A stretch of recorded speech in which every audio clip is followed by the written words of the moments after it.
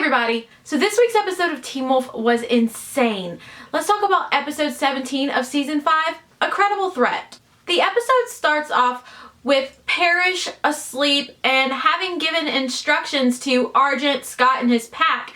They follow him when he wakes up and goes wandering in his hellhound state. When they finally catch up with him, they find him at Beacon Hills High School along with a ton of dead bodies because the Beast has created a trap for the pack and the hellhound to try to take them down. The Beast is getting smarter and it's bad. The Beast rips a guy in half in a school bus. There are just a ton of students dead in this school bus and all over the ground. And when the hellhound goes after the Beast, he doesn't come back unscathed and he is healing very slowly. Scott in this episode, he has a great time with Kira one night, wakes up in the morning, and then she is swinging around a sword and stuff, and her kitsune side is starting to take over again, and Scott is just laying in the bed looking at her very worriedly,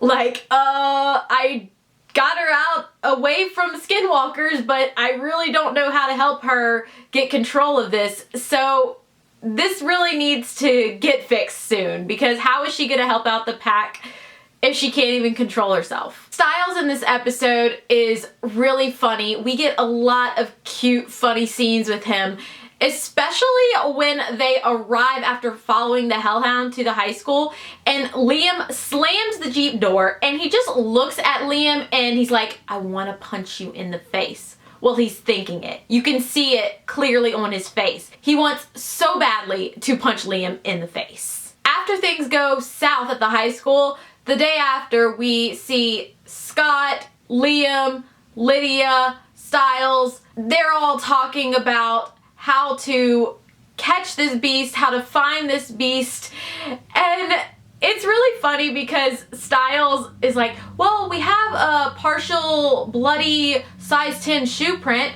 That might be able to help us. Yeah, so they have to start going and searching shoe prints at the upcoming charity lacrosse game, and it's a pain in the butt. And also, can we just talk about how awesome Lydia is back and all not crazy and messed up anymore, and I just love it. I'm happy to have Lydia back, and it's just great. After the pack splits up, we see Lydia walking around. She has a banshee moment or whatever, and then we see her find Parrish in the library all banged up and bloody, and apparently no one else saw this half-naked guy in the library stacks all bloody and stuff because it's Beacon Hills, and I guess they weren't very observant that day in the library. I'm gonna get back to Lydia and Parrish, but first let's talk about someone that we haven't seen a while on the show that came back for the episode. Coach Finstock came back, and it was all kinds of amazing, especially when Styles and Scott are trying to figure out how to cancel this game, and the only way they can think to do it, because it's a charity game, the sheriff's department, they can't cancel it, so the only way to get it canceled is if a coach forfeits. So then Scott and Styles go to the rehab center where Coach has just been chilling for like 7 months, and they convince him to come and help them.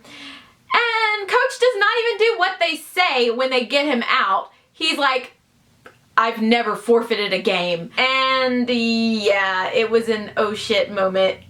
It was bad. It was very bad. Because the whole reason they're trying to get this game canceled is because Mason figured out that the Beast is being drawn to high frequency transmissions, and there's going to be a ton of news crews at this game and a lot of people that are going to get killed. It's bad. It's very bad. There's a bunch of scenes where the pack is just trying to get the news crew to not be able to cover this. Malia is tampering with the news vans, but then her mom arrives and starts threatening Malia and Styles and the pack, and she's not really able to finish her job. And because they're going up against Davenport Prep, they've got Brett and his sister helping out. His sister's going through under the bleachers looking at shoes, the sizes and all of that. Eventually Styles even starts looking himself, and he even gets kind of like kicked in the face at one point because he just like grabs one girl's foot and is like, I need to see your shoe size, and she just has no idea, but she knows someone is grabbing her foot. Styles gets kicked in the face. So as they're playing this whole game, Kira is going nuts and just banging people up. Her Kitsune side has taken over.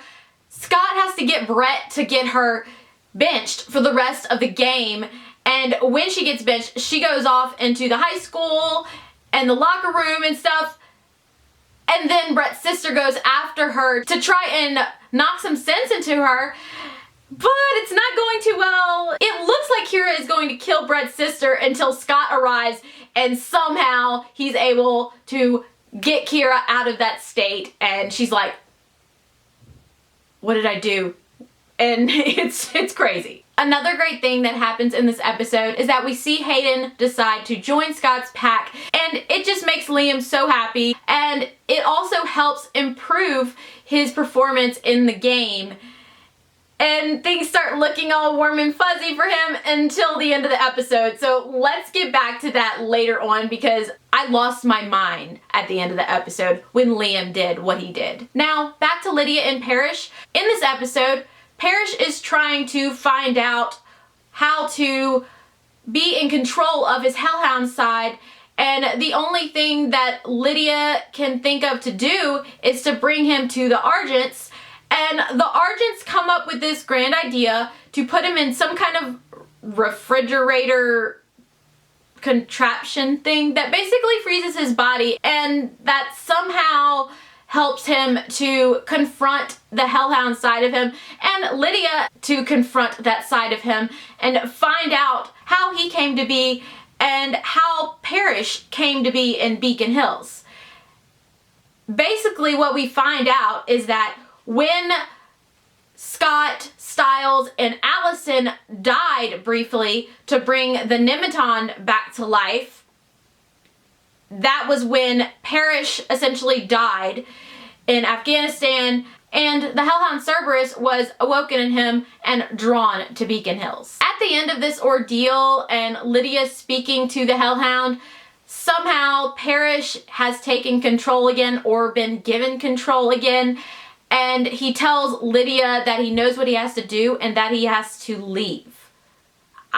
I kind of think he needs to stay though, because who's gonna take on the beast and kill it? A couple of other things that we are shown in this episode is that Malia was supposed to be staying at Scott's house with Brayden, but she doesn't and goes off to help the pack. And look how that turned out with her mom.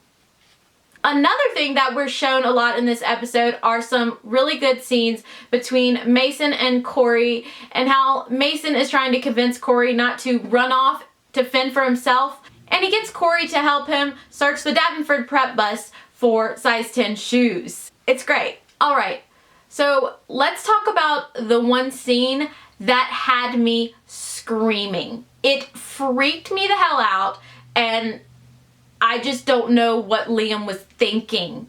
I don't know what he was thinking at this point. But at the end of the episode, when the beast arrives, Liam wolfs out and goes and tries to take on the beast. The scene ends with him sort of leaping up and over a bus to meet the beast head on, and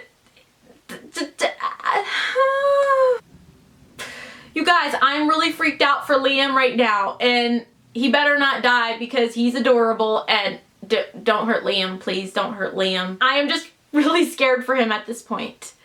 Please don't hurt him. After this, we see Scott, Kira, and Brett's sister hiding in the school because the beast is there and they have no idea what to do, and Scott has no idea at this point about poor Liam. I'm sorry, I can't even stop talking about Liam. I'm so freaked out at this point about this. Scott has no idea. All in all, I thought this was a really amazing episode, and I cannot wait to see what happens next, especially in the next episode when Crystal Reed, formerly Allison Argent, guest stars in a very cool flashback as the maid of Javaudan. I hope y'all enjoyed this recap and review. Continue to comment, like, and subscribe, and I will talk to y'all later. Bye, guys.